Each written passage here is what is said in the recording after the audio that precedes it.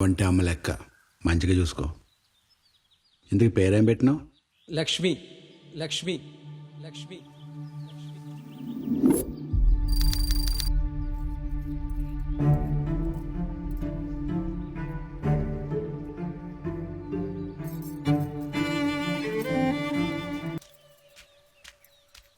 ఏంది వాళ్ళజా గింత పొద్దుగాల వచ్చినావు? ఆశలే నువ్వు లోపలికి వెళ్ళి స్నానం చెప్పు.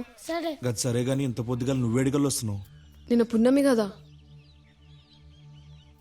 బావున్నప్పుడు పున్నంకి గా కొండ మీద ఇంటదానికి తీసిపోతుండేగా, గందుకే ఆడుంటే బావుతో ఉన్నట్టుంటదని ఆడికెళ్ళే వస్తున్నా.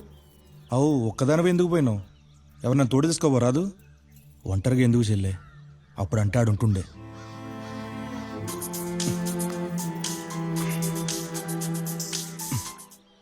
అవు మాలేసినావుగా, అంత మంచిగా అవుతుందా?